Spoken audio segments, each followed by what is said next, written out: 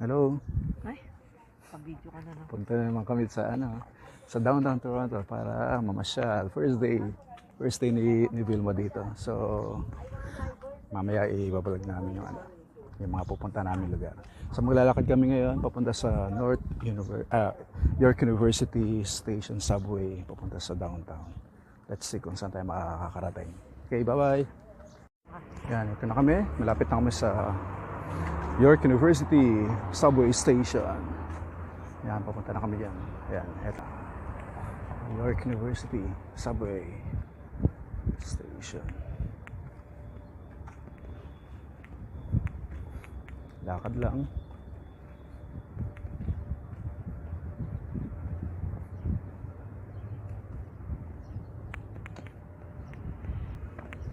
Ten minutes kami naglakad mula sa apartment papunta dito.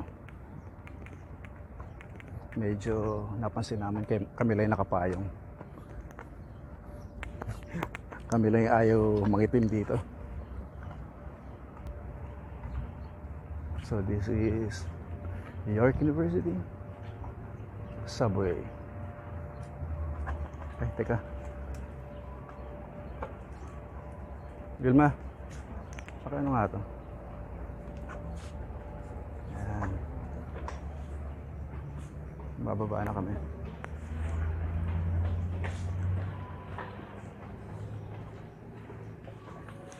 Bababa na kami ngayon because medyo nagmamadali mga tao dito.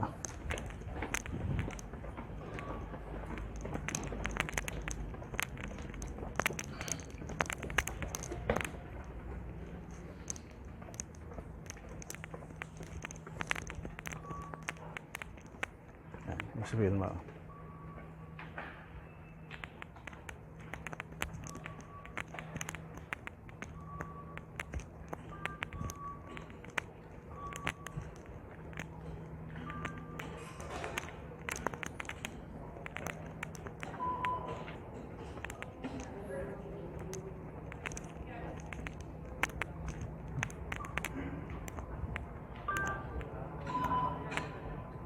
So ngayon, kailangan bumili ng bagong Presto card. Ayan, nakabili na kami ng Presto card. So, ngayon, papasok na kami dito sa subway.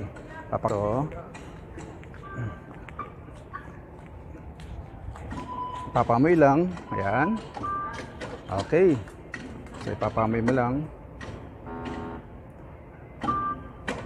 Ayan. So, papasok na kami. Huwag may wawala yan, Vilma. Pakita mo yung Presto card mo. Yes, may Presto card na siya. So, bababa na kami. We're going to southbound. Pababa kami. Ayan, pababa kami ngayon. Kaya pwede tayo lumakad, baka makaan.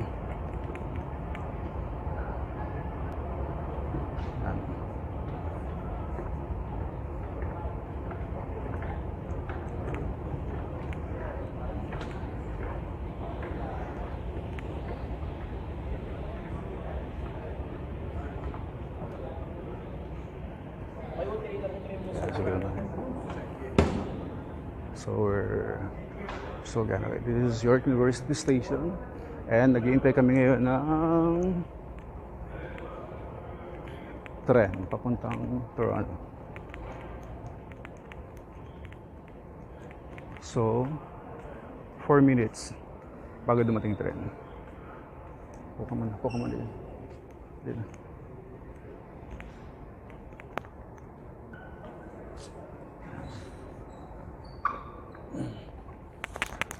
Ayan.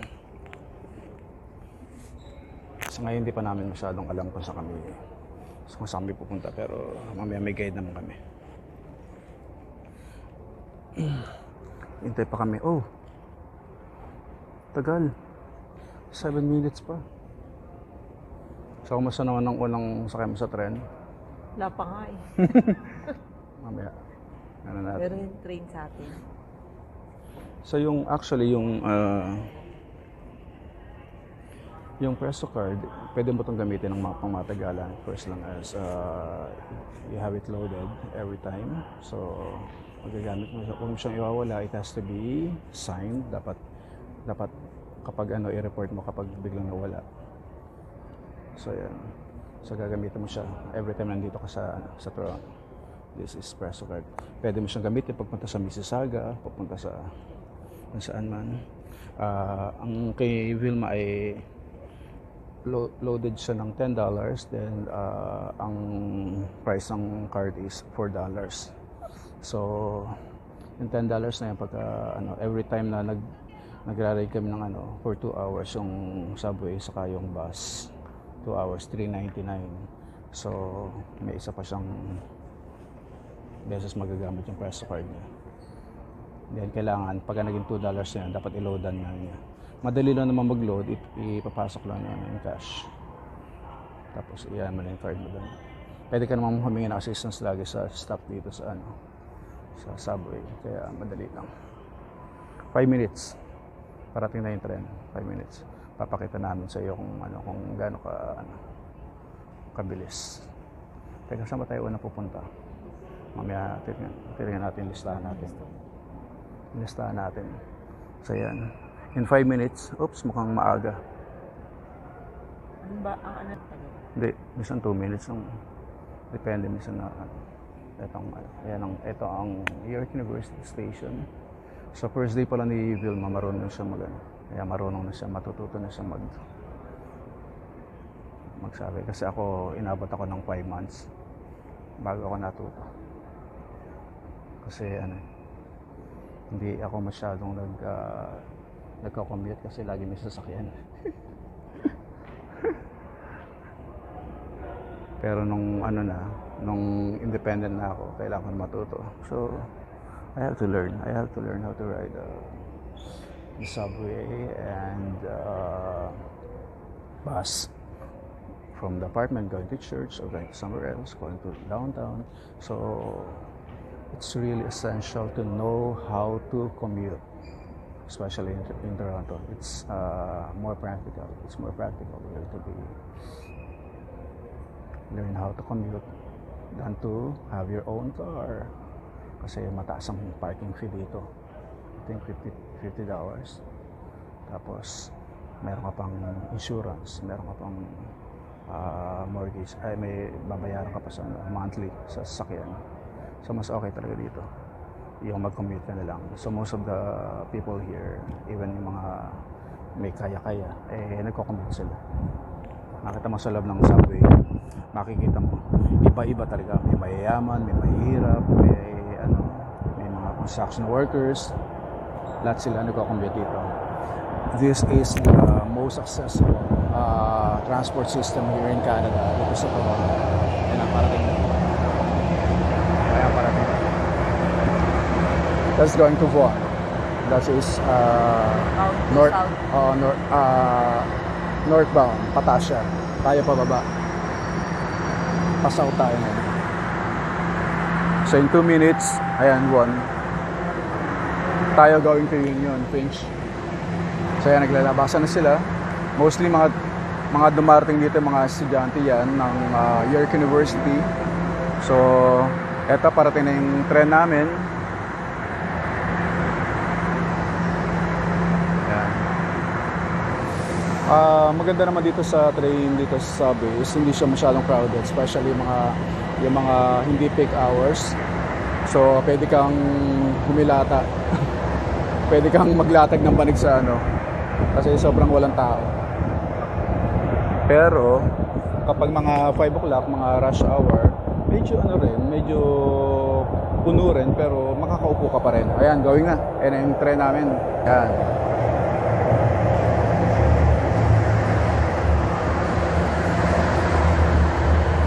Ayan. So I'm going to pasok ka, Vilma. Una ka na. Papasok na si Vilma. Dito tayo sa paharap. Dito tayo. Ate. Dito. Please stand clear of the doors. So yan. First time. Musta naman? Nag-jet lag ka ba? Nag-jet lag ka.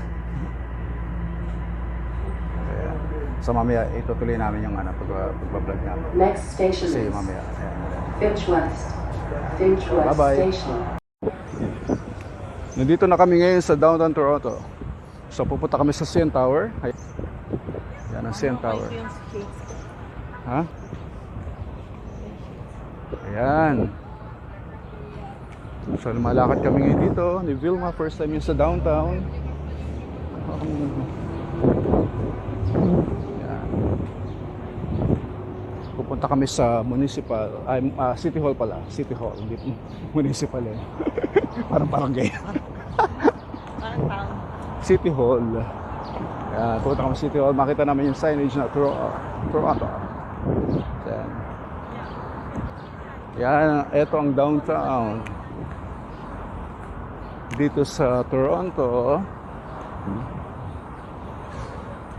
Okay, mamaya pakita namin sa inyo. Hello. Nandito na kami ngayon sa City Hall, Toronto City Hall. Makikita na natin ang signage. Kamusta naman, Vilma? Okay ba? Okay. Enjoying so far? Yan. Mamaya after this, pupunta kami sa CN Tower. Ayun, katabi na. Yan. So, first time niyang makikita ang signage ng Toronto. Ito, pakita namin sa iyo. Ang daming turista, no? Mga 10. Ang daming turista, mga 10. Dito sa harap. Dito, dun. This is downtown Toronto. Yan. Ay, ang ganda.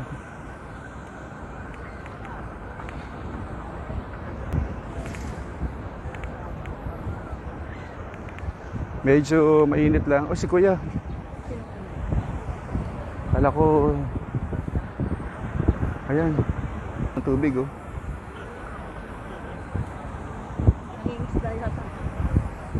Ayan, ang downtown Toronto. Pakita natin. Kailangan pakita natin na nasa tabi natin.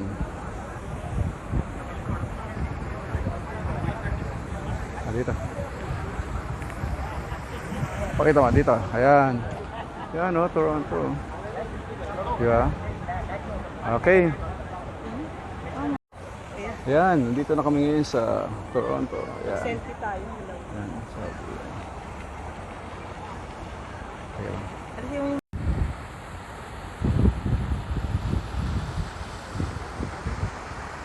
Dito nga sa cellphone ko. Para may picture naman sa cellphone. Ito ang Old City Hall ng Toronto. So, ang ganda niya.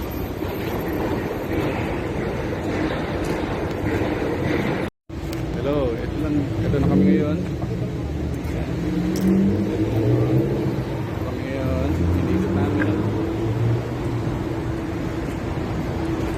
Diba? Ito po ang Toronto CN Tower.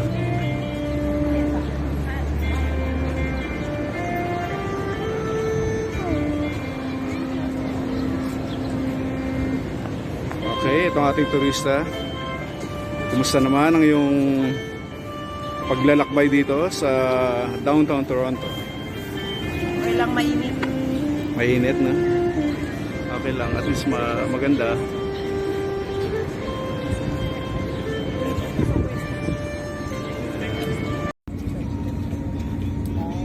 Nandito kami ngayon sa Toronto Harbour Front Center. Yan. Tinitingnan namin Toronto Harbour.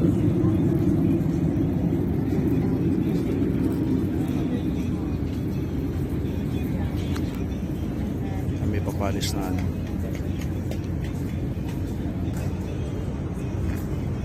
relax na kami dito.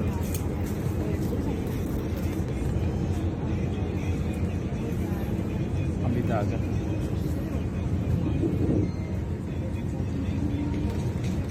Ayan, ang daming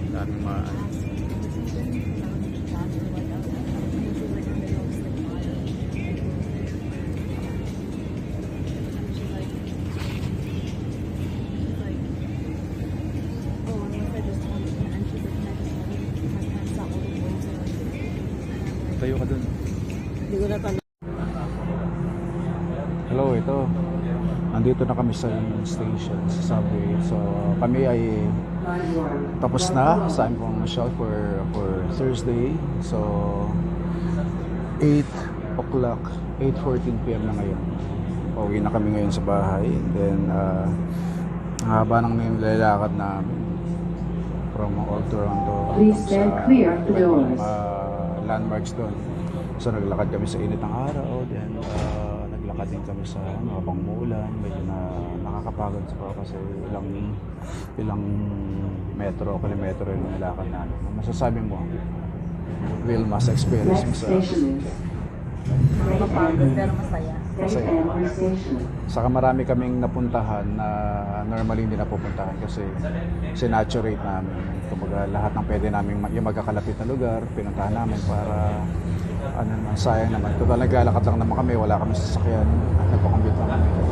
So kaya naman lakarin. So ngayon pauwi na kami, nandito na kami sa subway at kami ay papunta na sa Yorkville Station. Okay. See you. Bye-bye. So kami ngayon ay palabas na ng Wilson. Hindi bababa tayo. Bababa na kami ngayon. Dito kami sa subway ng Wilson. And isang sakay pa kami ng bus para kami makarating sa bahay.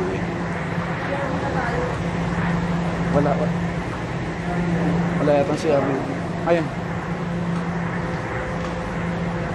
Yan. Nakita sa kanya paglalakad na medyo napagod. Si-share lang kami. Naku, bababa pa.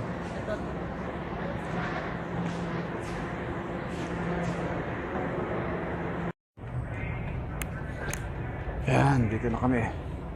Papunta na kami sa bus stop. Papuntang pinakinayan ni Kuya. Yan, kumusta naman?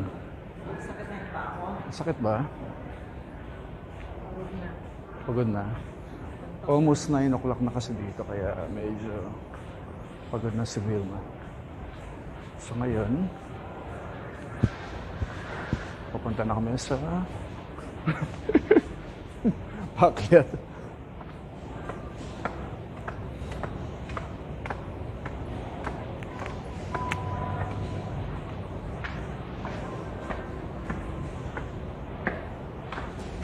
Saan naman Vilma? Bakit pa ba buhay?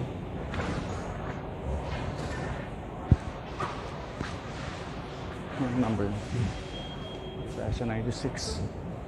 At sa kabila.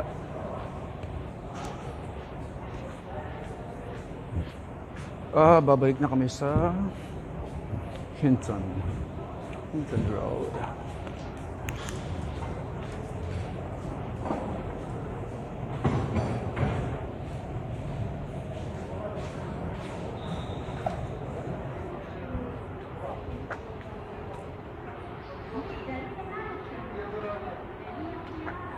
Yorkville Station.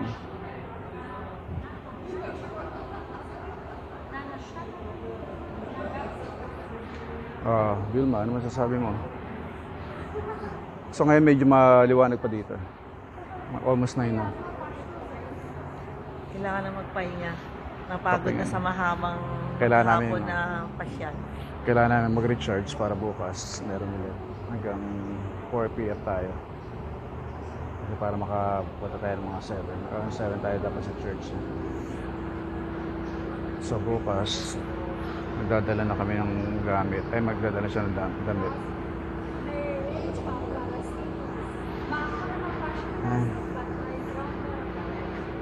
Okay. Pagod, no? Buong araw. Pero okay din. At least marami tayong narating na. So ngayon naghintay kami ng bus 96.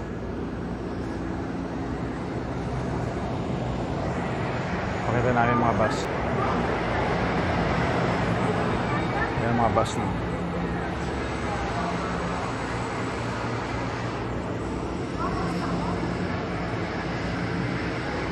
Okay. Balik kami mamaya. So yan, kami ay nasa bus na papuntang bahay.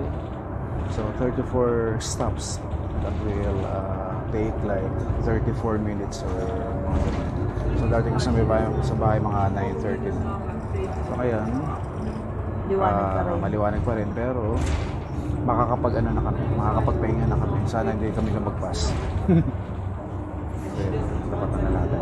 Sige, dito nagtatapos sa aming day 1 pasyal dito sa Toronto. Okay, thank you. Yan. Kami ngayon ay kabababa lang namin sa bus. Ngayon ay pauwi na kami ng bahay. It's already 9:40. So, pagbaba namin ng bus, mga 1 minute walk lang. Yan, dito. Kami ay kinabi. Anong klase kami mga tao.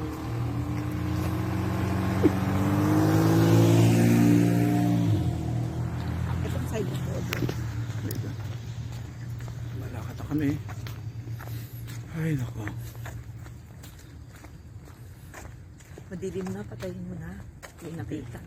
Yan, nakita pa rin. Para makita nila na gabi. Gabi na po. Ngayon ay marami pang Pero naglalakad dito dito. medyo maliwanag pa rin. Almost 10 o'clock na pero hindi pa rin ganun kadilim. Parang 6 o'clock pa lang. Kaya karaniwan sa mga tao dito, mga alas 12, natutulog. Hi. Ayan, tinahula kami ng aso.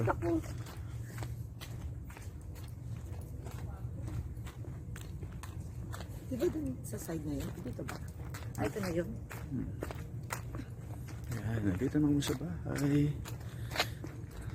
Ito na dumaan kasi ba sa'yo sa paso? So, paano nakakapagod? Saan? Ito sa gilid. Hindi dito. Hindi ko alam ano dyan. Ha? Hindi ko alam paso. Okay. Salamat.